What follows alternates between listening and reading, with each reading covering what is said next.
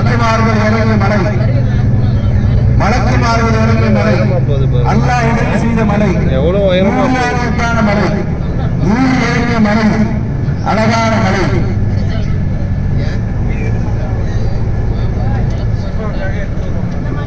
அழகான மலை, ரத்த சாட்சியத்திற்கு உதவுகின்ற மலக்குமாருடைய மலை. இப்போ யுத்தம் நடக்கும் பொழுது சஹாபாக்கள் எல்லாம் எதிர்பார்த்தது என்னன்னு சொன்னா அல்லாஹ்வுடைய உதவி. அப்ப அல்லாஹ் என்ன செய்யறான், இதே இடத்துல வானத்திலிருந்து மலக்குமார்கள் இறங்குறாங்க.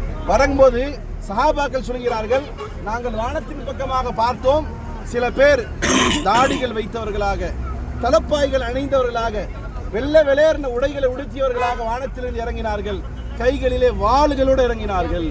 அப்போ வானவர்கள் இறங்கிய இந்த இடம் தான் இந்த மலை. இது நல்ல டிஃப்ரெண்ட் தெரியும் உங்களுக்கு. இந்த மண்ணை பாருங்க, நமக்கு ஹலாலாக்கப்பட்டு எடுத்து வாயில போட்டு மென்றலாம். இங்க பாருங்க, இங்க பாருங்க, இப்படி வச்சா எப்படி உழுது பாத்தீங்களா? அப்போ முழுக்க முழுக்க அல்லாஹ்வினுடைய வானவர்கள், மாசூம்கள், பாவம் செய்யாதவர்கள், அழகானவர்கள், ஒளியால் படைக்கப்பட்டவர்கள், அந்த வானவர்கள் இறங்கியதுடைய விளைவு இந்த மணல் என்ன செய்யுது, இந்த மலை ஃபுல்லாவே இப்படிதான் இருக்கு. அப்போ அழகாக எந்த விதமான இது இல்லாம விழுகுது. அப்போ இந்த இடம் யார் இறங்கியது? மலக்குமார்கள் வானத்திலிருந்து இறங்கிய இடம். அதனால இது நூறானியத்தாக அழகானதாக இருக்கிறது.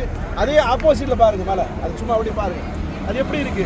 அது மலை தான், ரோடு தான் பீடி, அது மலை தான், அது கரடு முரடா கிடக்குது, கல்லுமா.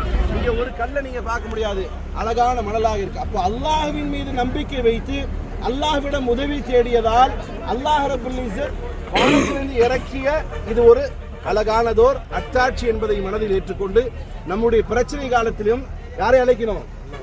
அல்லாஹ்வை மட்டுமே அழைக்கணும் என்பதனை இங்கிருந்து படிப்பினையாக எடுத்து செல்வோம். அஸ்ஸலாமு அலைக்கும் வரஹ்மத்துல்லாஹ்.